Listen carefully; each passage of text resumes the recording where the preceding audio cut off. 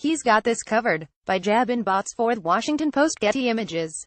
On the eve of Donald Trump's inauguration, the president-elect made one of his trademark supremely confident, yet supremely ridiculous statements.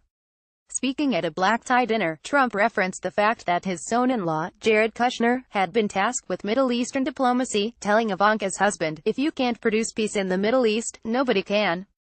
All my life I've been hearing that's the toughest deal to make, but I have a feeling Jared is going to do a great job." In Trump's eyes, Kushner is a genius businessman who will not only achieve a feat that has escaped U.S. presidents and career diplomats alike, but will also solve the opioid crisis, overhaul the government's IT infrastructure, and reinvent the entire government. Given his track record, however, it's unclear whether Kushner is even qualified to work as a White House intern. His only two professional achievements of note have been buying and running a newspaper into the ground and running his family's real estate business while his father was in prison, striking a deal that a decade later is still haunting his family.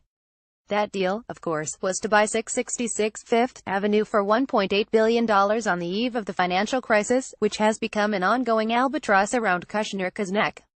With a 30% vacancy rate, an expected loss of $24 million this year, and a $1.2 billion mortgage that is due in February 2019, the Kushners want to raise the property and replace it with a glimmering Zaha Hadid-designed tower that would require borrowing even more money, including a $4 billion construction loan. Their Hail Mary plan is a problem not only because their attempts to raise funds have been rebuffed by everyone from the richest man in France, to Israeli insurance companies and banks, to South Korea's sovereign wealth fund, to China's Anbang Insurance Group, but because, according to a new report from Bloomberg, even the family's partner in the venture is actively trying to shut it down. Their partner, Vornado Realty Trust, is telling brokers to plan for a much more mundane renovation that would leave the property as an office building, according to three people familiar with the matter. Vornado chairman and chief executive officer Steve Roth was never enthusiastic about the Kushner plan, although until now he hadn't stood in its way. Putting an end to the Kushner effort to salvage their overpriced investment by turning it into a midtown jewel with expensive condos, a hotel and 5-floor mall, could have profound ramifications for the family.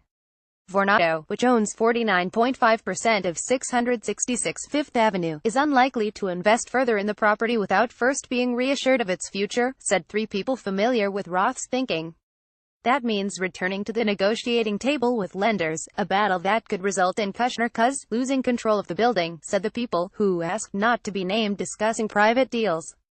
In fact, Roth, who has said 666 Fifth would be worth a lot more if it was just dirt, is reportedly so disenchanted that he's sending a message to anyone who might still be interested in the Kushners' plan to back off, as Bloomberg notes. While the success of Trump's campaign drew investors into discussions for 666 Fifth, raising concerns about potential conflicts of interest, heightened scrutiny plus financial assumptions for the project that most found to be unrealistic have resulted in no one wanting to come near the Kushners' tower with a 100-foot pole.